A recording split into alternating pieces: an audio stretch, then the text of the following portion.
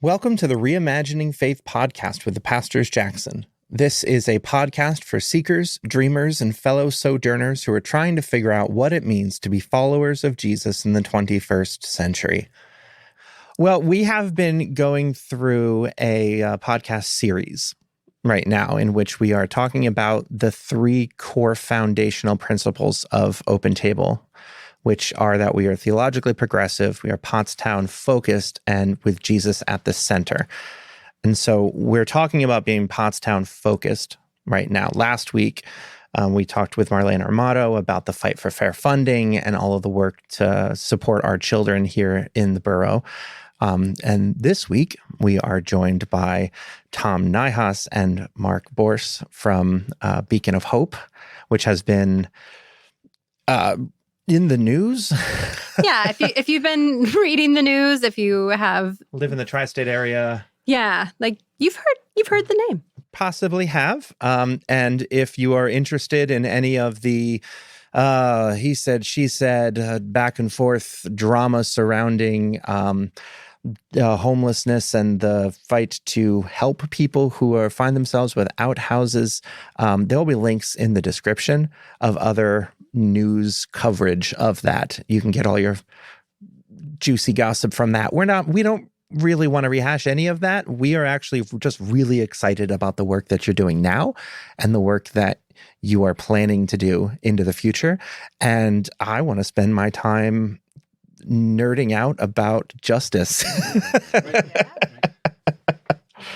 So welcome to the podcast basement. Thank you for having us. Thanks for having us. Great.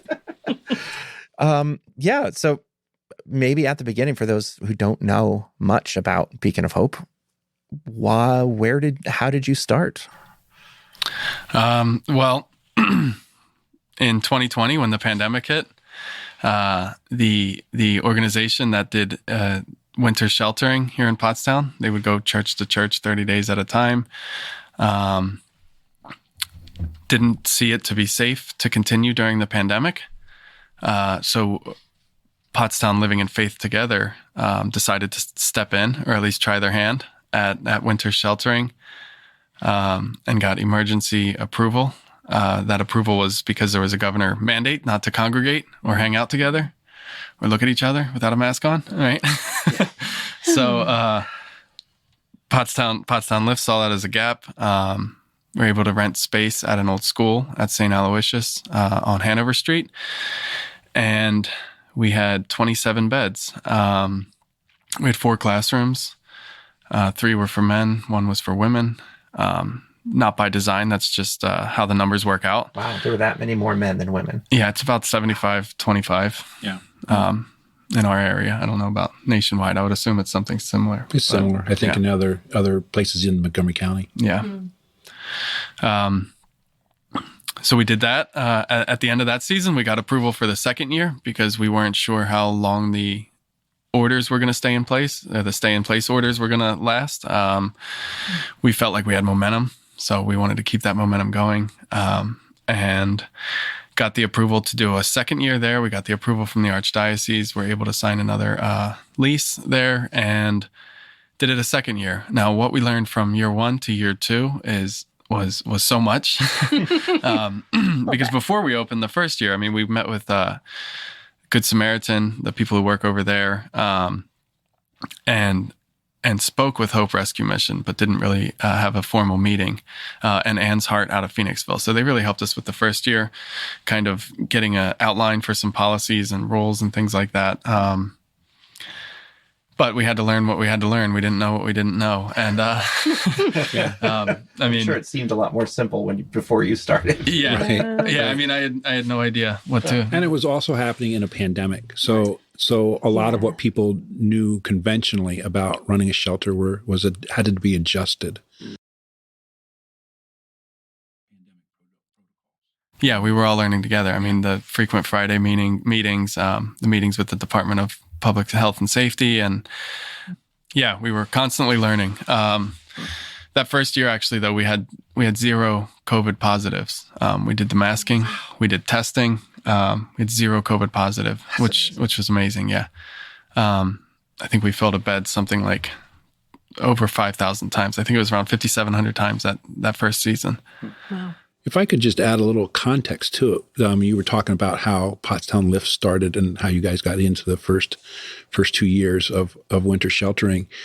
As the pandemic was happening and as the lockdown happened, there were those of us, part of my job in life is to work with Access Services, and we have the street outreach program for the entire county. And so we were seeing the impact of people being stuck outside. When the rest of the world was locked inside, people were experiencing homelessness were suddenly locked outside. And so they didn't have access to any of the things that they needed to survive. There was no place to use the bathroom. There was no place to wash your hands. They couldn't get inside in cold or in bad weather to the places they would normally be able to stay for an hour. And so as we went into the winter, we said, we're facing a pandemic winter in which no one of us have ever done before. So we're not sure what will happen, but we know that we have to do something different. So we started gathering. Tom referred to Frequent Fridays. We just gathered. We had a couple town hall meetings and said, people who are interested, we don't know the answer, but we're inviting you to come talk to us about this.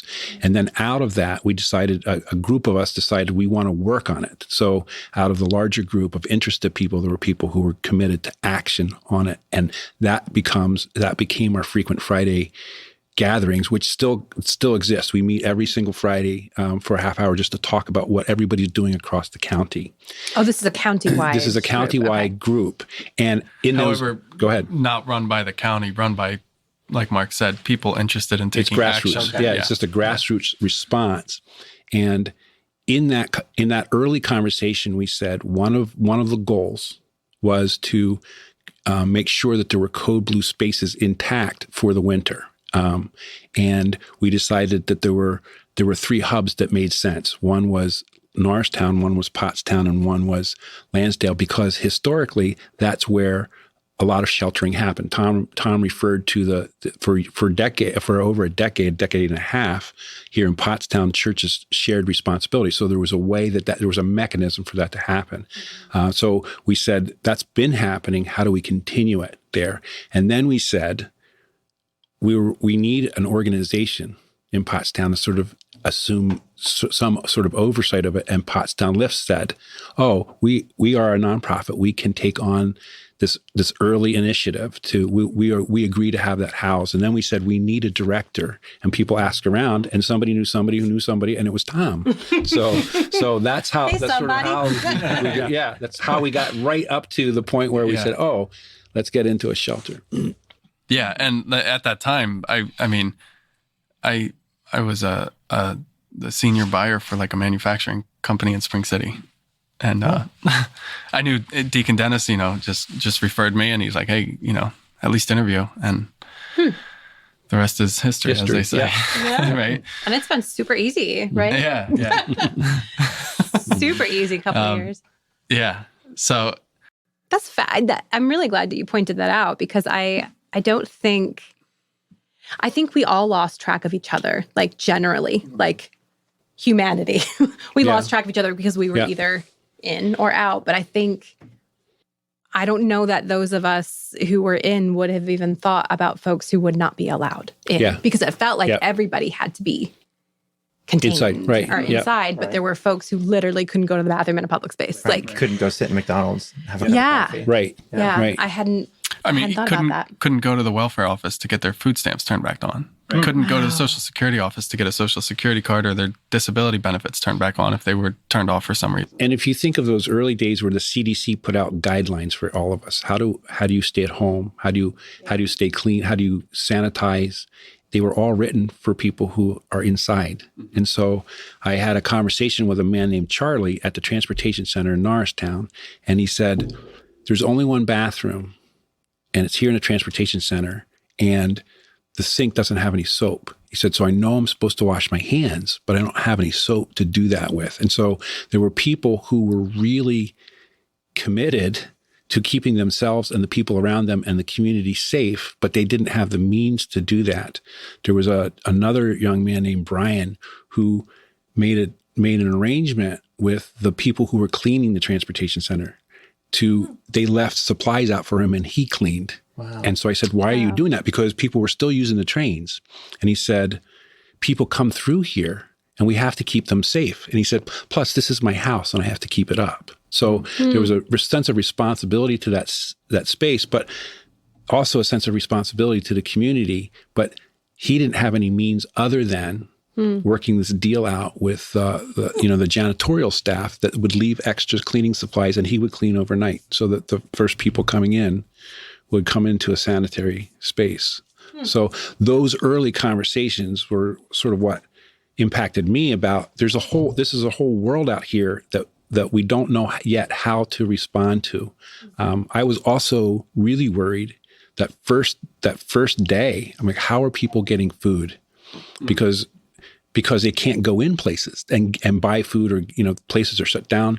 And what it was amazing to me was that all the faith community that was offering dinners or offering foods had pivoted in a day, and they were still offering that food. And the answer was, we have to, because people need to eat. So they figured out a way to do that. But it sort of illustrated the fundamental shift that was going to have to happen in order for us to respond well to the folks who we already knew who were outside.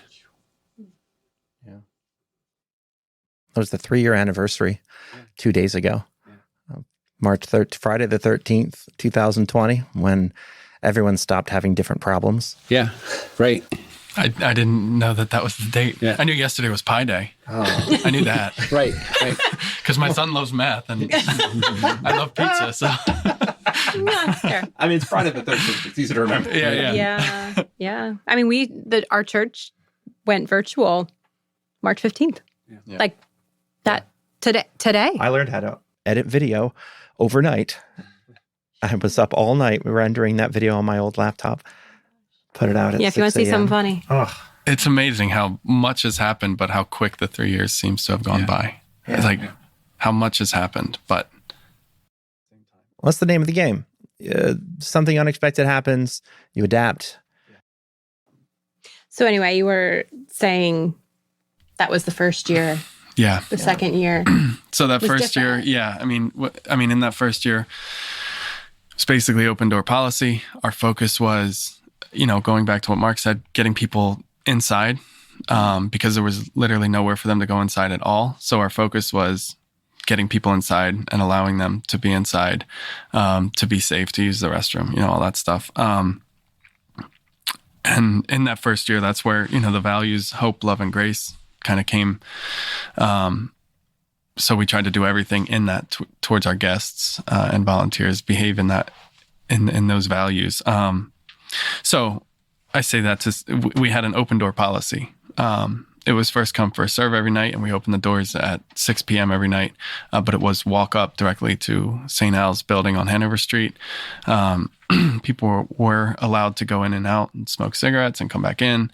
If they went out, if they were out there for more than 10 minutes, we would go see what they're doing. But, and that was just. It's our heaters. That was just, because we didn't know what we didn't know. Even in that, though, there were 2 complaints to Lisa, whose ward that was in.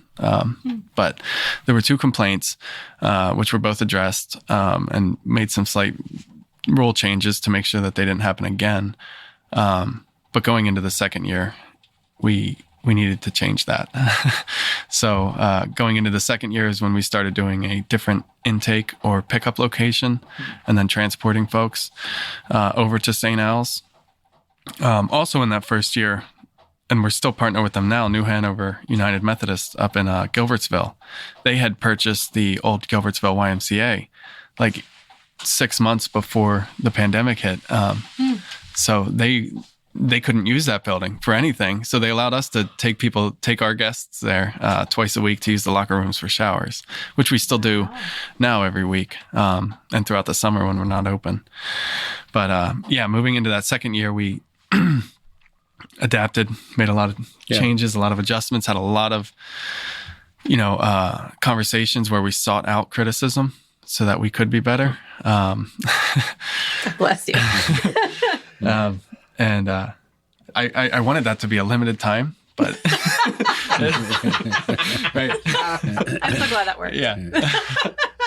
But really tried a lot, and we changed a lot of things, and definitely made a lot of things better, I think, and continue to seek out where we can grow and where we can do better to better serve our guests and to be better community members. We did change our name.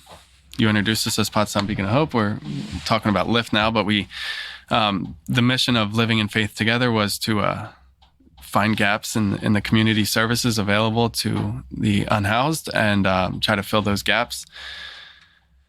After that after the second season, there was a core group of the board and other people who really wanted to solely focus on how getting the unhoused housed and stability and supportive services needed, and went through some adjustments in that, but changed our name and changed our mission statement to focus on that. Does Lyft still exist? No. Okay. So we actually kept the same 501c3 EIN number and just changed our name through the state and our mission and bylaws and everything. Sure. All the things. Yeah. Emerging from a chrysalis. Right. To start from scratch, particularly during the pandemic, was a much longer process. And so we didn't want to interrupt our capacity to continue to provide care. So that makes a lot of sense. Yeah. And I was going to say, like, our plans have always been to be able to provide shelter, or at least mine from the beginning, were always to be able to provide shelter and pathways towards stable, independent living. So Paul Desch had offered to donate a building to us on North Charlotte Street. We went for zoning approval with that, and we're just very shot down very very strongly because of its location, because it's in the TTN district, and TTN? I don't remember. I was hoping you wouldn't ask, because I don't remember what that means. Do you? I don't know. It's basically like the main street or the strip, but I just say that it's very residential. Yeah. Want it there. Well, it's business oriented and residential. Yeah. Didn't want the building. So they didn't want that there. And we still wanted to continue and try to find somewhere where we could be. So we had meetings. The homeless task force was started, and that was some borough staff members and many of us from nonprofits and organizations here in Pottstown, where we talked about where could we go, how would it look, what would be agreeable, what would be most likely to be approved. And in those meetings, we wrote a really lengthy program plan. A lot of meetings, not just those meetings, but meetings with Mark. Access Services and Hope Rescue Mission. That's where we spent a lot of time getting to know their program out in Reading, which is the oldest shelter in Pennsylvania. They have 230 beds. They just opened up a women's shelter too. And the goal of that task force and that process was to be able to present the borough with a plan for a permanent shelter that had been sort of vetted by the group of people that they said, we want these folks to look at this plan. So that's why we involved ourselves in that process, because we were asked to use that process to present something to the borough, and so that was done. Mm-hmm. And then also, we had filled out a grant application for the ARPA funding, the pandemic relief funding. Yeah. I think Montgomery County had $160 million to give to organizations and businesses. So that was kind of happening in parallel. Yeah. And just a ton of prayers for every aspect of what we were doing and trying to do. And a property became available, or was available on West High Street. So it's the intersection of High and Glasgow. I think so it's actually the north side of that property is borders West Pottsgrove Township. Okay. The north and the west. So it's literally edge. the end of Pottstown. It's right. It's the last property on the block. Wow. Okay. And we thought that would be. We thought that we were hopeful that would be successful as far as zoning.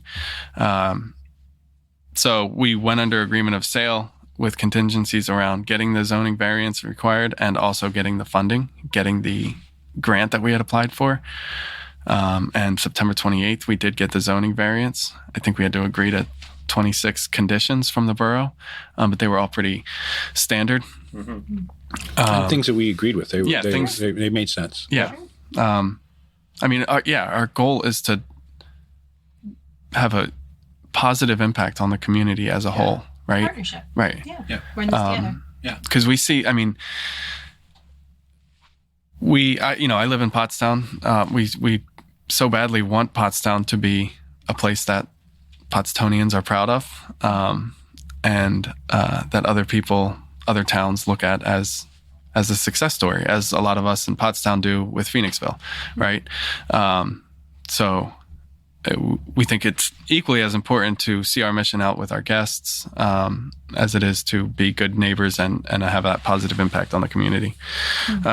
So when we got the zoning variance, then shortly after that, we got word that we did get the grant, not the exact amount that we applied for, but we got $1.3 million to purchase the land and build out a building, because it is just land. So we can't use any of that money for operations now or in the future. It all has to be used for construction and land purchase. But I mean, God just answered every prayer. Yeah. I mean, it was amazing. Wow. Yeah, you're not going to raise that much money on your own. No. Wow. Yeah. So now we're in our third year of operating the warming center, and we did move to St. Paul's Church in November this year. Thankfully, they were willing to host us. Because another thing that the pandemic did, and maybe one of you two want to touch on this, is really made it difficult for churches to do as much as they were able to do prior, as far 100%. As volunteers. 100%. You work twice as hard and get half the value out of it. Yeah, it's really hard on every single pastor I know. Yeah. Well, and there's also a lot of like aging folks in the churches, and so. As pastor, for me, I was concerned about the safety of the people who were in the pews. And so we didn't have the numbers of people who could actually like go out and help. We didn't even have an in-person worship service until August of 2020. And that was in our parking lot. So it drastically, I mean, how do you share a worship service online for a person who doesn't have a computer? Like, you can't do that. You can't, every single piece of the pandemic, I think, it just altered everything. Every type of outreach, every type of service, every type of, even pastoral care. I mean, there were people I didn't see for a whole year because they wouldn't leave their home. I like to say that the COVID was apocalyptic, but not in the Hollywood sense of the world ending, but in the sense of its Greek meaning, which means to unveil. Right. Yep. It just pulled back the curtain, and all of us were shown what our actual core values are. And I think a lot of churches went through a period of reckoning. It's no mistake that we had, a summer of racial reckoning as well, as things kept getting pulled back. And, I think churches realized, what are we even here for? A lot of people who normally would just come in the pews because it's what you do, realized, why am I doing this? I don't actually believe this. I don't actually really feel like I need this. And we've just all been playing catch up with trying to figure out who we are and what we care about and why we do what we do. I think it's probably no mistake that there's some issues now between churches and zoning boards and things like that, because churches are waking up and realizing, wait, we're supposed to do stuff, aren't we? Yeah. And we haven't historically done stuff. Oh, okay. And local governments are now like, wait a second, this isn't what you normally do. You normally just are here on Sunday mornings and go home. And yeah, it's been painful, like really painful. It really, really painful. And I think, I don't blame the pandemic for making us uproot our life and completely change it entirely, but it's also not going to say it wasn't. And some stupid bat. Yeah. So it was it's painful. It's painful when you have to do that reckoning. Also, like opportunity for creativity, which I feel like there are a lot of us who tried to use, not be opportunistic, that like, oh, great, COVID's here, so let's do some fun things. But like it forced us. And if we allowed ourselves to work past that reckoning to be creative, I think things like Beacon of Hope come up, right? Mm-hmm. Like there are limitations, and that could either be like, well, I guess we don't take care of the homeless anymore. Like, or we could figure out how to do this creatively and with grace and with generosity and with compassion, and recognize there are folks who can't go indoors when the rest of us are stuck here. Like, I think one of the things that we noticed just in the world of homelessness at the beginning of the pandemic is exactly what we're talking about happens to the rest of us, which is there were some things that were new and different, but there were also a lot of things that had existed there for a long time. We just didn't notice them. And so there is more homelessness in Montgomery County now than there was at the beginning of the pandemic. So it's increased a lot. It's been a sharp increase. But the issues are still the same issues that existed before. We also realized that there was a sense of urgency. The pandemic created a sense of urgency to do things about stuff that before we said, well, we kind of know it's there, but what are you going to do? And so there was a sense of urgency to do something. There was also a sense that something different was going to have to be done because it was outstripping the capacity of the service system to respond to it. So the crisis at the beginning of the pandemic was the service system can't keep up with its footprint shrank, like everybody's footprint shrank. The crisis now is that the volume of homelessness in the county is so big that the service system isn't adequately resourced to address that. So if we're going to do it differently, then this is an opportunity to say, how do we do this as a community?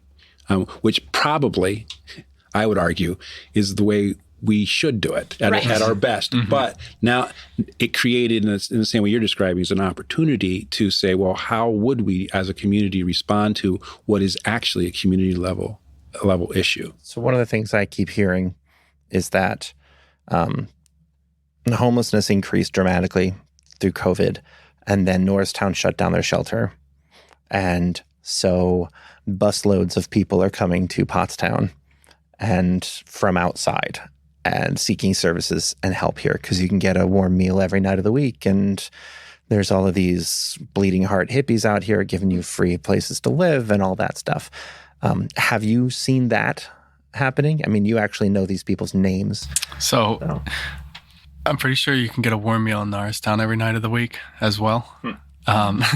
When the shelter in Norristown closed, and I actually just reached out last week to see if I was able to say this because they don't have that many beds, but they immediately went and rented 38 rooms in a hotel and either moved folks out, but right when someone moves out, which is what they've always done, right? That's what shelters do. They get people ready for stability, and then they move them out, and then they move someone else in.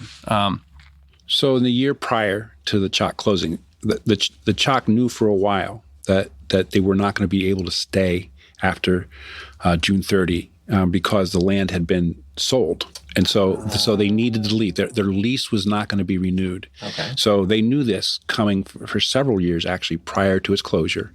The problem that they had is very similar, very parallel to what we're describing, which is they identified a piece of property that's still under zoning discussion, zoning dispute. And so their plan is to open another shelter in another spot, which they had to do not because of anything other than the lease ran out.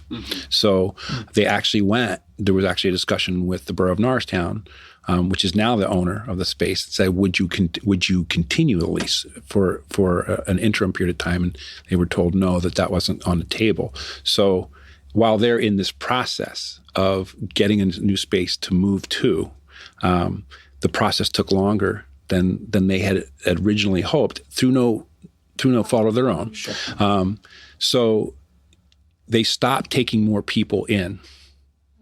And they said, we're going to focus on the people that we have, and we're going to help them as many as we can before that June 30th date to move into more stable housing, to move into permanent housing. The people that they had left, they moved into hotels, into this hotel that they had rented, and then they were able to add a couple more spaces to that. So they still have. It's not as big as it was. It doesn't have the same volume, but it's a consistent group of people who still get referred to that in Norristown.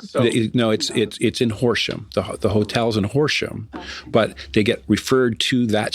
It operates as a shelter, and they get the same services that they did when they were in Norristown, and so the volume is less. It's not 50 people. It's more like, well, they have 38 rooms, and there's couples, and couples that share a room. So, but they are always full, and I think they have. It's either one or two other hotel rooms that caseworkers and case managers work out of on shifts. So it's still operational. Okay. So the people that either were there or would likely be next to go there are still that. Okay. Right. So there wasn't like they closed and people got on a bus and went elsewhere to homelessness. Nobody got released into homelessness when the chalk closed. Yeah. I would also say that there are some people who move around. People who are homeless in their car, for example, have a little bit more mobility. And so they don't establish the same sort of residency that other people do. And when I listen to people who offer this as a critique, like they're transient and they come from some other place, they're dumped in places, it doesn't work like that. The majority of people are connected in some way to the place that they are. They lived there. They became homeless there. They were living inside, and then they became homeless. They grew up there, and so they went back home to the people that are their support system. So there is some movement, but it's not a lot of movement. It's not most people, and it's not a thoroughly transient community. That doesn't mean that there aren't some people. Right. It just means that when you find that person who says, I came here from Georgia, they're not representative of the homeless part of your community. The bulk of people in Pottstown are people who have close ties to Pottstown. Okay. There are some that are exceptions, but what I found happens in the public conversation is somebody finds someone and says, this is representative of the whole group. There's 80. When we did the pit count at the end of January, we made a list with all the folks in Pottstown who are helping people and know people by name. So we said, collectively, what's our list? And we came up with a list of about 85 people that we know by name. And the majority of those people have strong ties historically to Pottstown. They didn't come homeless to Pottstown. Yeah. Some of them returned back. A couple years ago, I met a guy who came back to Pottstown. He was living in Port Clinton and working at the Cabela's. And he couldn't pay. He couldn't pay week to week. He had to pay month to month. Sudden change. He didn't have the money to cover that. He had a cash flow problem. He had an income. He just had a cash flow problem, so they kicked him out. So because he was at Cabela's, had a bunch of really good outdoor gear, and he got the employee discount. And so he put all of his belongings in a backpack and hiked down to Pottstown because that's where he was from. So interesting. So he had, and when he got here, he had connections. They weren't as tight as he had hoped. So he eventually left. He left, and so he went out to find another job in some other place that he had a lead on and a friend but he came. So you could say, well, he's not really from Pottstown, but he came back to where his roots are. The way most of us do that sort of stuff, we have connections. When you get in trouble, you go home. Right. Where because it's familiar, or it's because it's where your support is. So and I'm really glad that you brought that up, because I think one of the things that I think we both really want to do on this particular podcast is to give some very you all have a very thorough process, right? Yeah. And I don't know that people know it, and I don't know that I think when I have heard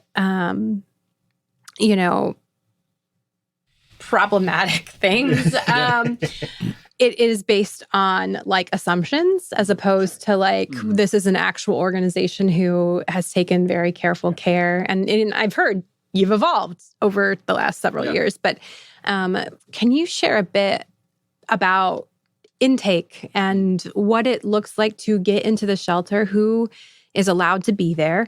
I think from what I've heard, if people knew the process, they would not be offering this. Like, these people from all over the state are coming, and so could you share a bit about that and how you determine who is eligible? Yeah. In the first year we decided, and that was based off of input from others, to not to run everybody's name through Megan's Law, sex offender search. You said not to do that. Or no, to do that and not allow anyone whose name is on that to come in. So we started that in the first year. The second year we started proof of Pottstown eligibility, which has been adapted even since then. But we wanted to ensure that we were only serving unhoused people from Pottstown, and that's not for any reason other than capacity and our goal of being impactful in our community, right? So for those two reasons, but if we had a 1,000-bed shelter and we allowed anybody from anywhere, we would need more beds. It doesn't matter. So we knew that we wanted to help our community. So last year when we started that, we required like a piece of mail or something tying you to Pottstown. Last year we allowed like library cards and things like that as well. This year it's become more specific, more black and white, where it has to go back to 24 months or beyond. It has to be some sort of male identification. Anybody who's on any government services such as Social Security, disability or SSI income, or EBT or SNAP, Medicare, Medicaid, all that is always linked to an address. We spend a lot of time creating accounts for people online, for a portal, so that they can print out and you can see their history from when they first signed up for EBT or SNAP benefits, and the address associated with that. We also use pay stubs. We had a guy like a month ago. I got a call from Creative Health, and hey, we have this guy here, and he's homeless, and can he come in? And he doesn't have anything from Pottstown. I said, well, how long has he been coming to Creative Health? And she's like, well, since 94, but our records only go back seven years. Wow. And I was like, that's fine. Right? That'll do. Just write that he's been coming there for 2 years, as a case manager, right? And that's what we'll file. So any established, provider in Pottstown as well. So there are a lot of options, because people always say, well, how is someone who's homeless going to be able to prove that they have ties to the community? And it's not as difficult as it seems.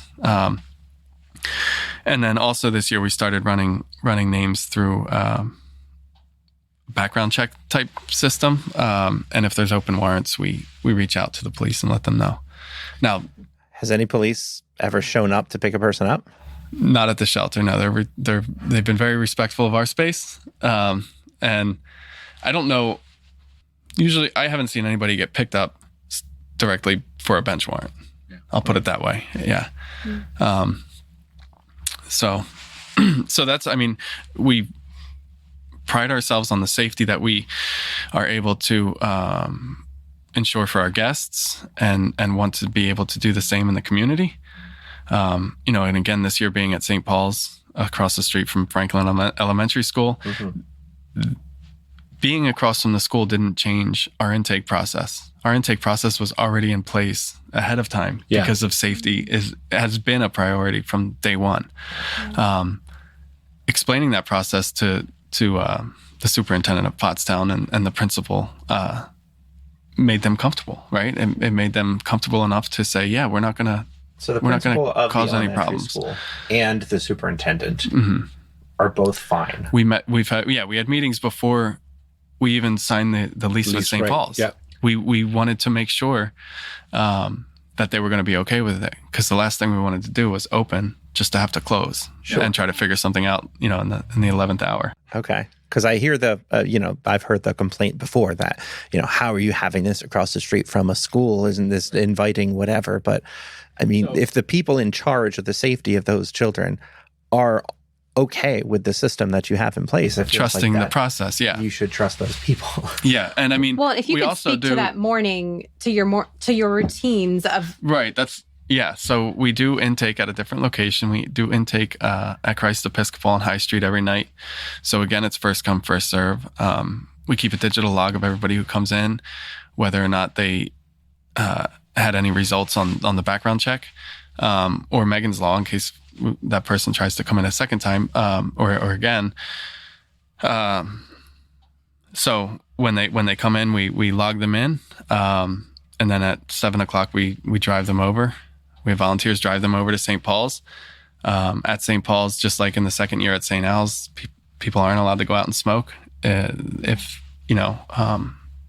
they choose to leave, we offer them transportation, letting them know that if they choose to leave in the middle of the night or have to leave for behavior reasons in the middle of the night, that they won't be allowed to come back for 3 to 7 days, depending.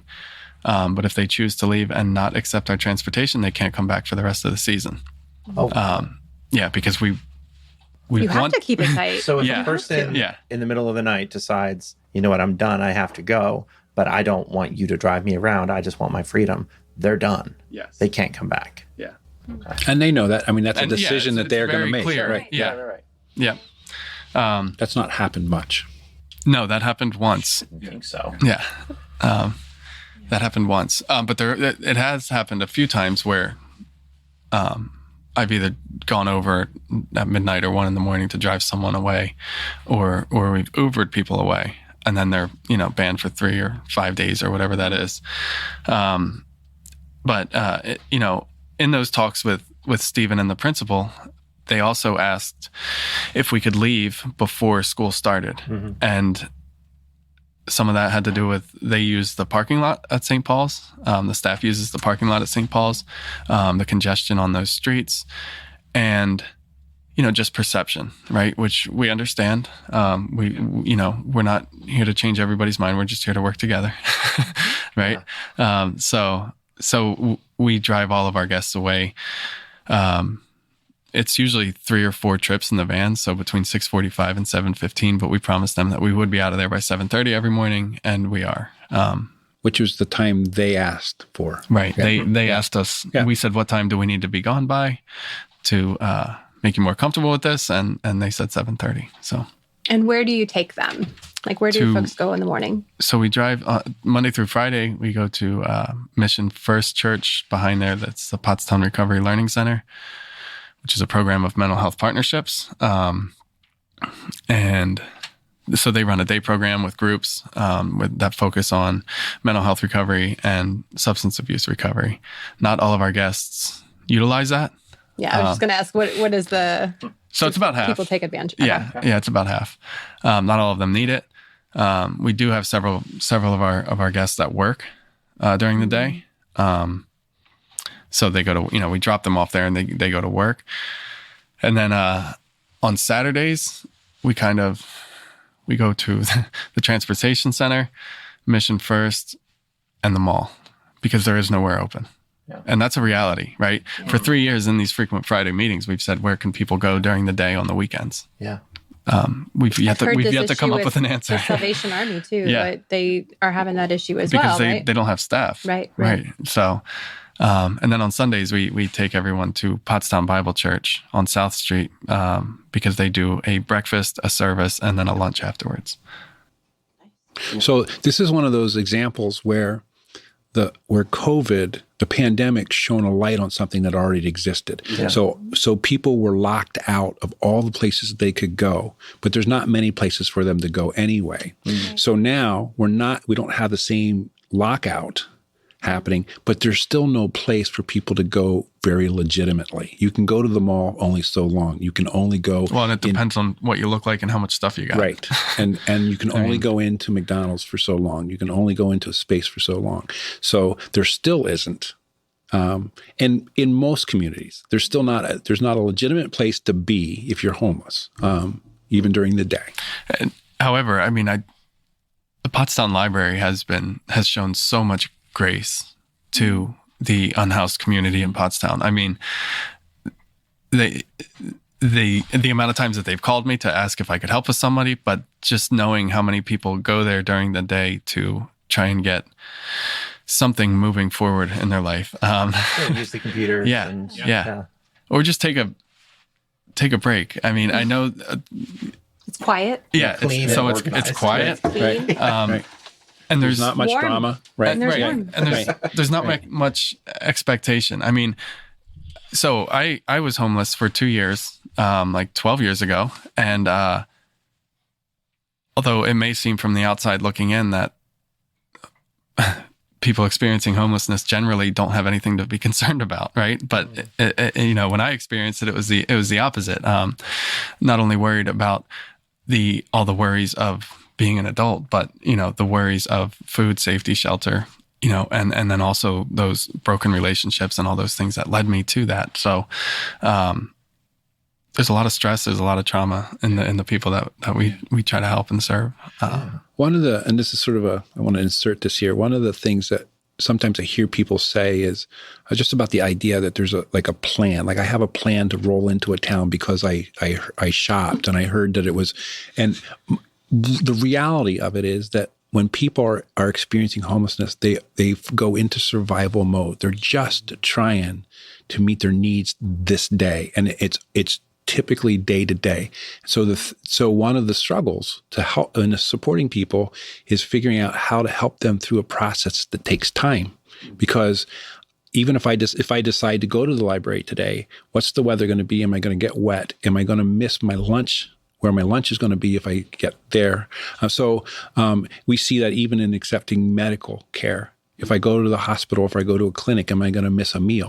So a lot of the mentality, the organizing of yourself is really around survival and just coping with not only the stressors, the hardship of survival, but then the stress, as you were saying, the stress of being in a position where that's all you can think about. Yeah. So, it's just helpful for me to realize that the skill set that goes into actually experiencing homelessness is a different skill set than what you and I use as housed people with a job, and it works differently for folks.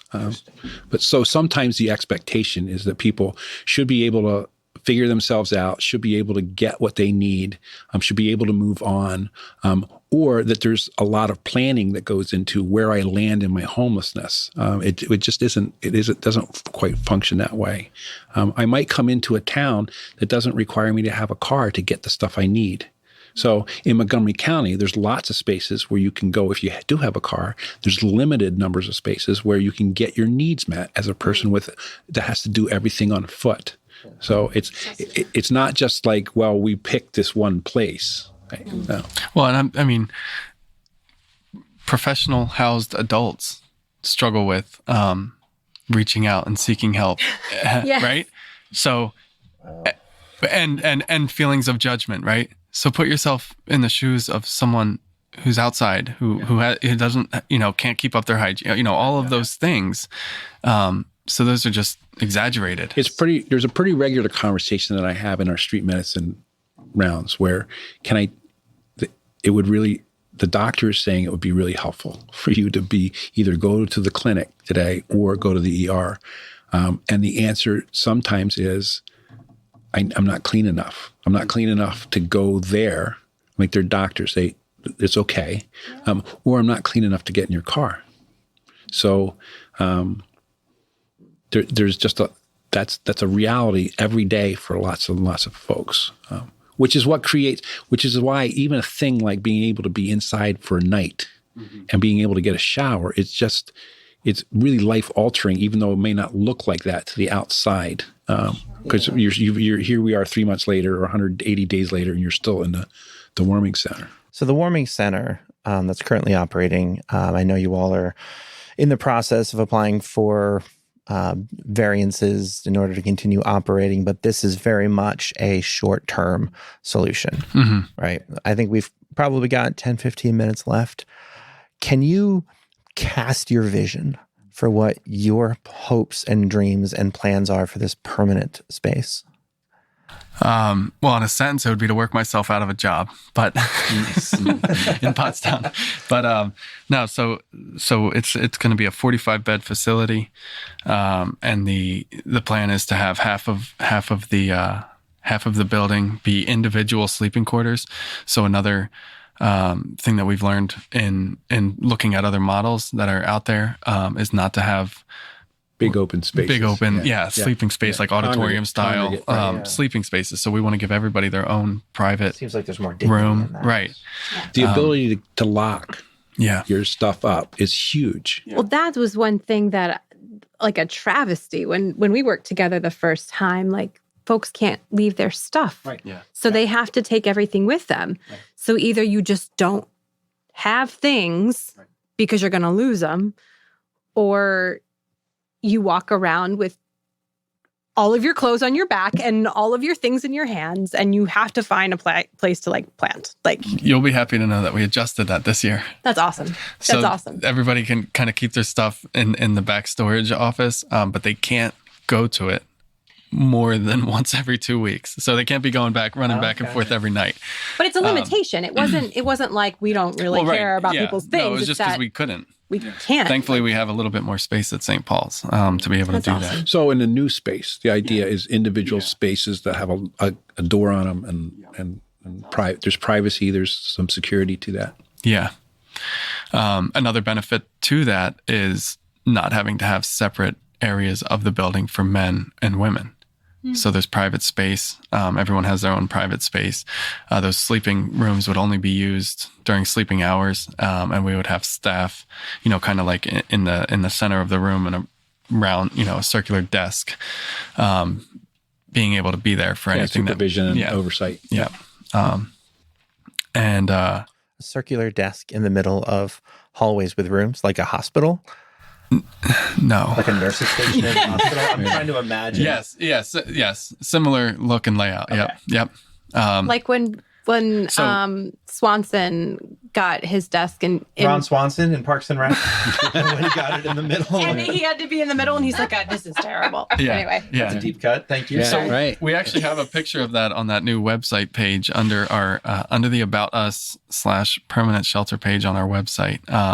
There is a conceptual drawing, and it has that circular desk. So check it out. Ron's not in it yet. Ron's not in it. And then the other half of the building is going to be a commercial kitchen, cafeteria, and then 6 private flex offices. And that's really where we expect to see a lot of, awesome things. We're going to use those flex offices for other organizations, agencies, churches, groups, people to come in and provide the services that they already are providing, just in a different way, in a more efficient way to the guests or to the clients.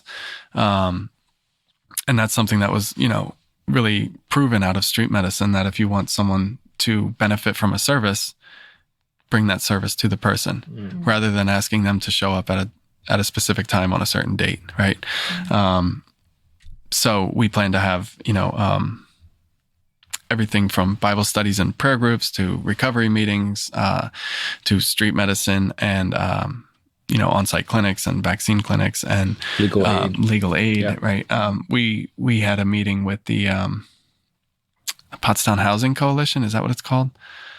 it's a group of landlords and land development, property developers in Pottstown. And our goal would, we have Pottstown Works coming in, but our goal with the housing coalition is that rather than 50 people applying for a single apartment, to have landlords come in and meet potential tenants and say, yes, I think Mark would be a good fit for this unit. And really kind of try to streamline that process, because that's one of the biggest hurdles that we face with people is, 30, 40, 50 people all vying for the same single vacant apartment, right? And, so we want to be able to advocate for people on the spot to landlords. We're going to have, like I said, Pottstown Works coming in doing job training, job readiness. We hope is to that have the group that works out of Salvation Army? Mm-hmm. Okay. Yeah. So the big idea is to connect, be a hub where people can get connected to the support services and help that they need to move from shelter to more permanent housing. And educational or life skills that they may be lacking in. Yeah. Things like parenting classes, anger management classes, things like that. And there are, that's one of the benefits of Pottstown is that there are providers in every area, right? I was just thinking of all we do a lot of the stuff. We pitch it as a win-win. Like, it's a win for our guests, but it's also a win for organizations and agencies that do this type of work, because they will be able to hopefully be more efficient and have equal higher rate of success that we plan to have as well. Sounds like you're taking barriers out. Yeah. Like the things that maybe we wouldn't even necessarily think about, but that really cause people who really need it to not even seek out, or to disqualify themselves, or recognize that they are disqualified because they can't meet these things. So, and one of the big differences with that is going to be, again, like the warming center, our focus, while refined a little bit, is still our warming center focus is to keep people alive and not to freeze to death outside, right? Our plan and intent with the permanent shelter is going to be strongly focused on life skills and supportive services for permanent stable housing. We don't want to see too much of a turnaround. So we are going to be, one of the big differences is we're going to be doing drug testing when people come in for intake.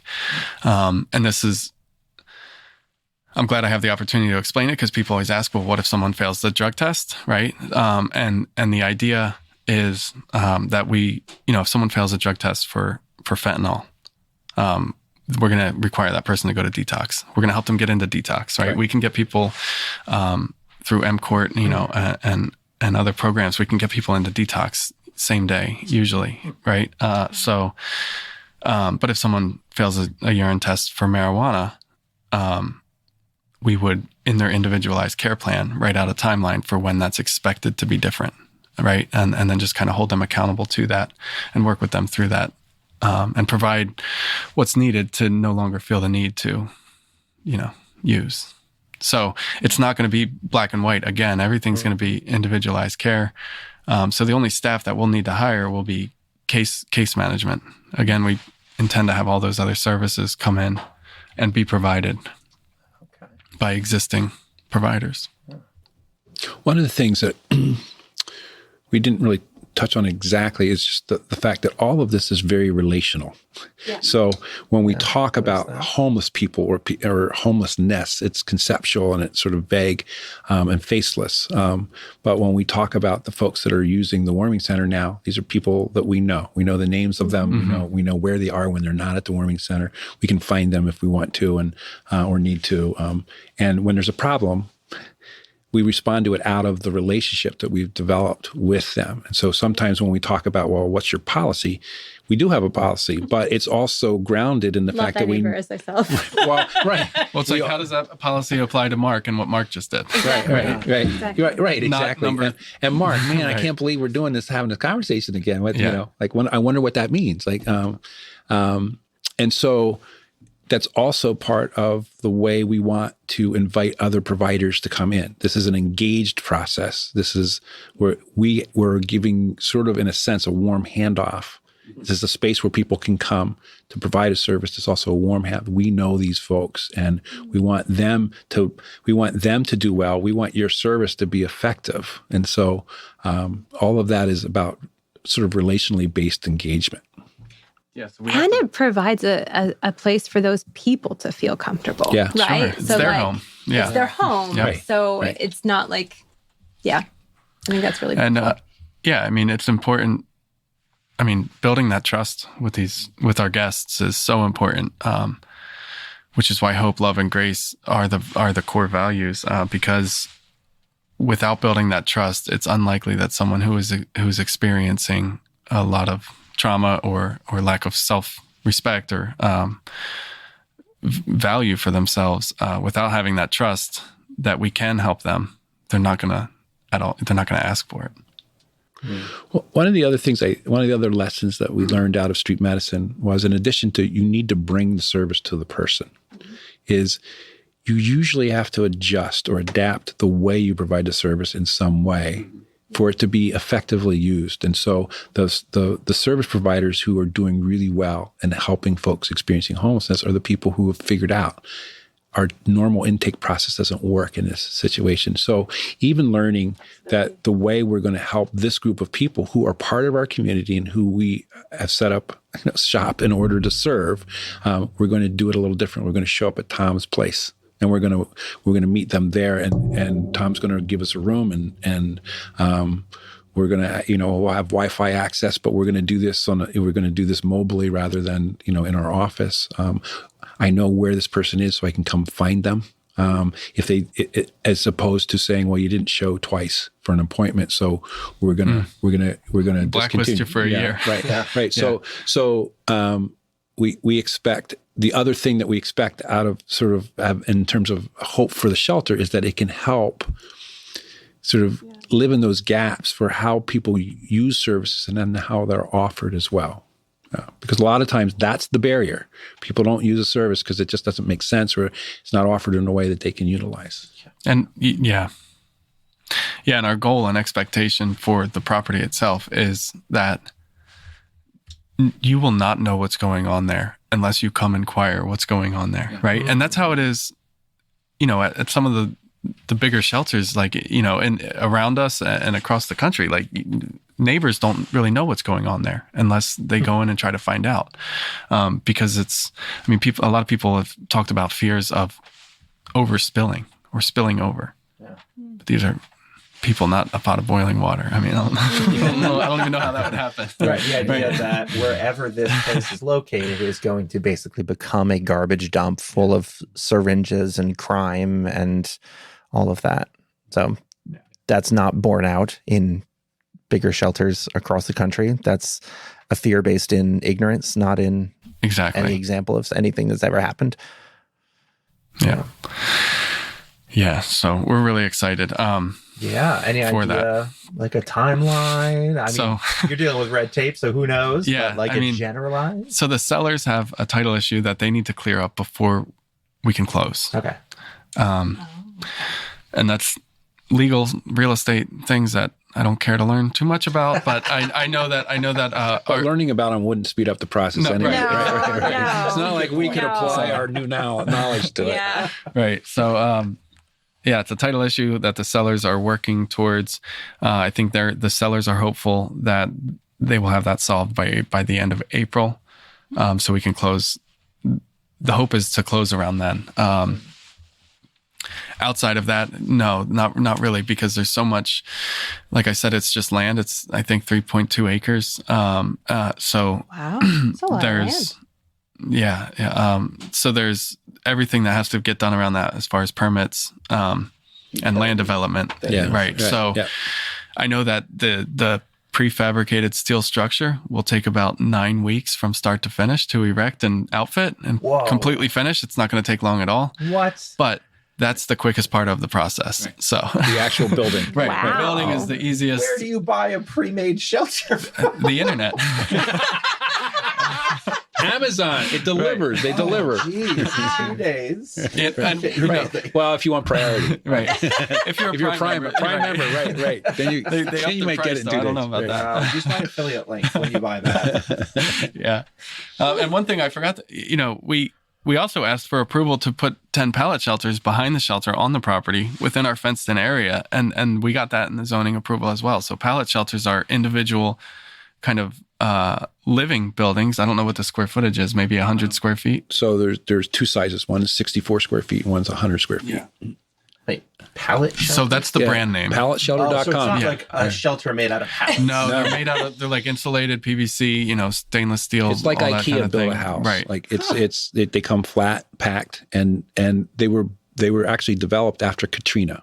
Okay. And the idea that you needed, and they were actually developed by folks who experienced homelessness because of Katrina. And so yeah, not only do they come flat, but you can also flatten and you can move them. put them back up. I think they say on their website like 50 or more times without losing structural integrity. Wow. Right? So you're getting just this shelter brought in from I have this mental picture of a helicopter just plopping it down, and then you're getting a Smaller bunch ones, of smaller on IKEA trucks. shelters in the backyard. So those are for single or double occupancy. So it would be the intent for those is someone completed their individualized care plan, completed their program plan, and are at that final stage of just finding somewhere to move into. So we don't want people to leave just because they completed their plan. We want people to stay until they have somewhere to move into permanently. It also introduces one other sort of vision concept is the idea of community. So you're not just coming to get inside from the rain. You're entering into a community that you want to be a part of. And so folks who might move into a pallet shelter would also be sort of giving back to the community in some way, whether it's some sort of leadership mentoring or something. The pallet shelter people that's one of their pillars. This is about community. So they won't let you just buy one. There's a minimum number that you can buy, and you have to set it up as a community space. Wow. So it's just there's a lot of affinity there in terms of how do we understand the homeless community is actually a community right now. Mm-hmm. And and self-segregated they function like a community. They have there's the person who will give you, welcome you into the community. There's somebody who will give you the shirt off their back. There's somebody who wants to be left alone. There's a person who's kind of a jerk to everybody. There's all those things exist in that community. We want to do that more intentionally. But community is a big part of the vision. Yeah. So some of the hopes that I have and we have are that pallet shelters are introduced into Pottstown and hopefully then broader into Montgomery County. Like, hey, this is what it looks like. This is how it's been going. It's great, right? Green Lane, you should put a few in the campground, right? Or Montgomery County. And I tried to buy one just to put it up somewhere, just say, look, you can come see it, but you can't. That's when I found out, oh, no, you have to create a community. I'm like, well. Wow. And another one of the goals is that, hopefully we can prove the community-based model sooner rather than later, and then take it to other communities, such as, even I always use Limerick as an example just because it's easy for me. But Limerick may have less than 10 unhoused people living outside. So if they put 10 pallet shelters up, they can kind of contain and work on that so that it doesn't expand or get, be turned into an issue like we have in Pottstown, where over 50 years that number has steadily risen and sharply risen over the past few years. But one of the things that is also some people don't necessarily know is that this conversation is happening multiple places across the county. Yeah. There's lots of communities that are saying, hey, we want to get ahead of this. How would we proactively, how would we intentionally design a whole community response to this issue in our community? So we're I'm on Monday night, I'm going back for a series of conversations in the Upper Perk Valley, Lansdale, Sallerton, Abington. There's Upper Gwinnett. So there are communities that are having a similar conversation. Plymouth meeting. Yeah, Plymouth meeting. Yeah. So I think, and my hope out of that is that we start to see that there are really good pathways to addressing the issue of homelessness for our people in our communities, like on a local level, people who are living in our community who happen to be residing outside, that there are ways to respond to that on a community by community basis, rather than this idea of a centralized service system that somehow we refer them to and then something happens. Yeah. Well, thank you both.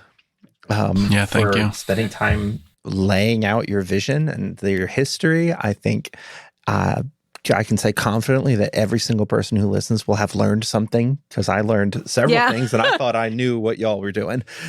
I can't wait to see what this new compound can do.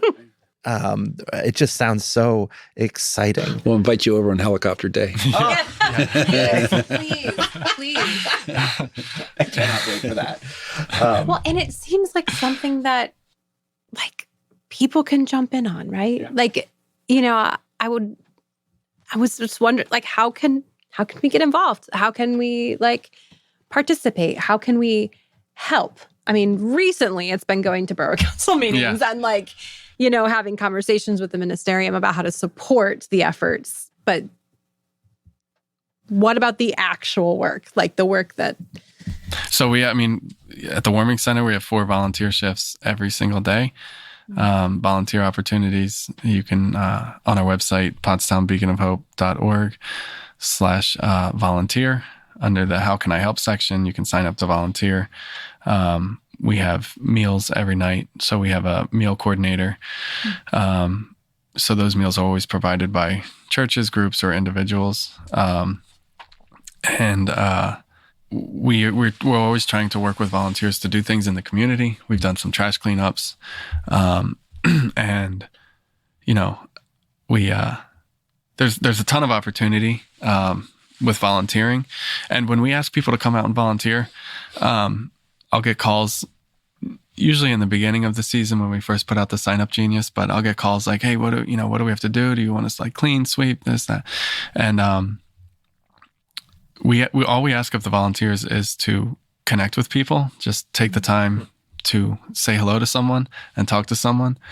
We don't necessarily need the volunteer to be the one serving the coffee, right? We need the volunteer to be there, to be a different face that can offer, hope, love, and grace in their actions and words to our guests. So that's really what we look for. We also are open. We have 2 Bible studies a week. We have a barber that comes in sometimes, some caseworkers from Aclamo. So, if anybody thinks that they have or is willing to offer something that they can to our guests, always open and welcome that type of thing too. Okay. And then as we get closer to a building, I'm sure that there will be volunteer cleanup days or volunteer drywall days. Yeah, right. Yeah. So the building doesn't come with drywall, and that's So we'll have to do that. Mind blown. Well, it would shake in the helicopter. Right. Yeah, right. The helicopter can only do so much. Yeah. Amazon can only provide so much. Yeah. Amazon helicopters. It's a new way to deliver. It's coming. Yeah. Yeah. Well, blessings to you both, to your whole team, to the work that you're doing. We pray for smooth sailing from here on out, or as smooth as possible, and that you'd be able to keep a steady rudder in whatever storm comes next. Right. Yeah. Thank you. Thank you very much. Thanks for having us. Yeah.